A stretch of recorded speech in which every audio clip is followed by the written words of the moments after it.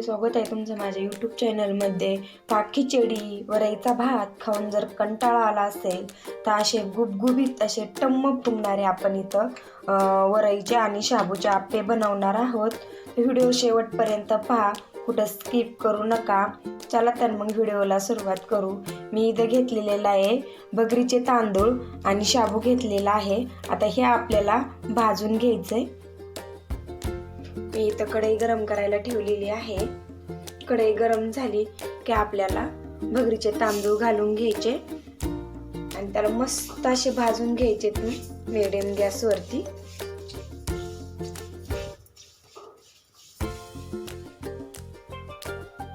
आणि शाबू पण आपल्याला याच्यामध्येच भाजून घ्यायचा आहे.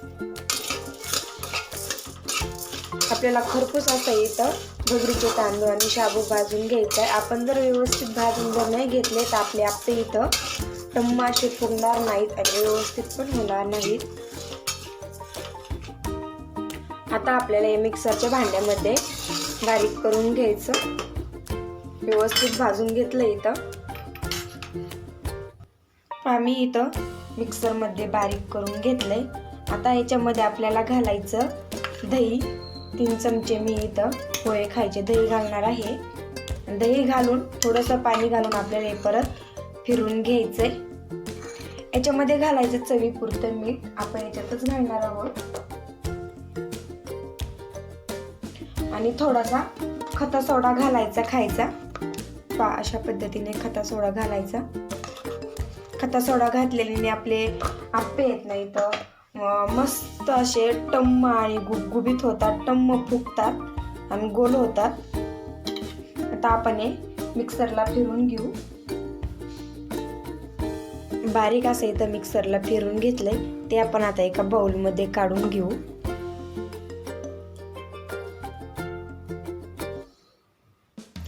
याच्यामध्ये घालायचा आहे शेंगदाण्याचा कूट. मी इथं शेंगदाणे भाजून शेंगदाण्याचा कूट बनवून घेतला होता.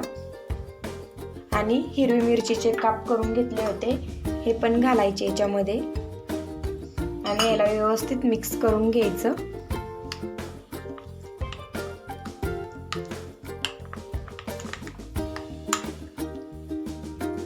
आता आपण याला 15 ते 20 मिनिटं भिजायला ठेवायचंय. हे पीठ जर आपण भिजून नाही दिलं ना, लगेच आप्पे जर बनवले तर आपले इथं आप्पे फुगणार नाहीत आणि व्यवस्थित पण होणार नाही. त्यामुळं आपल्याला 15-20 मिनिटं इथं हे पीठ भिजून घ्यायचंय. इथं आपलं पीठ भिजेपर्यंत आपण त्याच्यासोबत लागणारी चटणी घेतलीत, खोबऱ्याचे काप आणि त्याच्यामध्ये घालणार आहे 2-3 मिरच्याचे हिरव्या मिरच्याचे तुकडे. थोडंसं मीठ घालायचं आणि शेंगदाण्याचा कूट घालून घ्यायचा. तुम्ही जर जिरे कोथिंबीर वगैरे उपवासाला तुमच्याकडे जर चालत असेल तुम्ही ते पण घालू शकता. आणि आता आपल्याला मिक्सरला बारीक करून घ्यायचं. मस्त अशी आपली इथं चटणी तयार झालेली आहे. याला तुम्ही जिरे मोहरी तुमच्याकडे उपवासाला जर चालत असेल तर जिऱ्या मोहरीची सुद्धा तुम्ही याला फोडणी देऊ शकता. नाही तर फक्त तेल गरम करून जर याच्यामध्ये जर घातलं तर खूपच खायला टेस्टी लागते ही चटणी. चला आपलं पीठ भिजलंय का ते पाहू. मी इथे घेतलंय तेल गरम करून, ते आता याच्यामध्ये घालून घ्यायचं. त्याला व्यवस्थित मिक्स करून घ्यायचं. मस्त अशी आपली इथं चटणी तयार झालेली आहे. मस्त असं आपलं 15 ते 20 मिनिटं पीठ इथं भिजलेलं आहे. आता आपण याचे आप्पे बनवून घेऊ. आप्पे पात्र गरम करायला ठेवले, त्याच्यामध्ये घालून घ्यायचे तेल.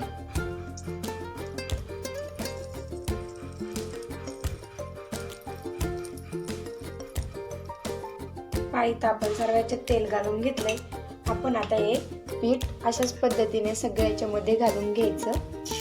अगोदर मध्ये नाही घालायचं, कढीनेच घालायचं, कारण की मध्ये अगोदर घातलं ना तर आपले आप्पे करपल्या जातील.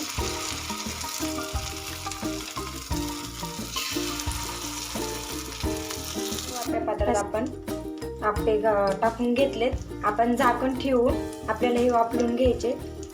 आपण मस्त असे आपले आप्पे वाफरलेले आहेत. आपण पलटी करून घेऊ.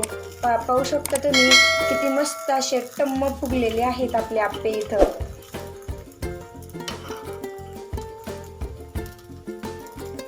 अशा पद्धतीने सर्व पलटी करून घेऊ.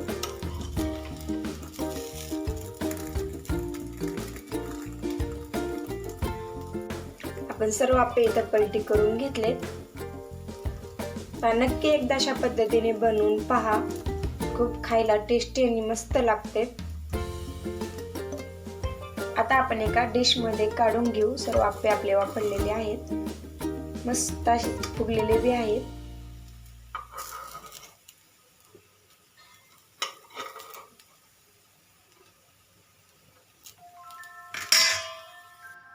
मस्त असे माझे इथं उपवासाचे आप्पे तयार झालेले आहेत. मी इथं चटणी पण बनवलेली आहे. मस्त असे टम्म फुगलेले आहेत आणि कुरकुरीत पण झालेले आहेत.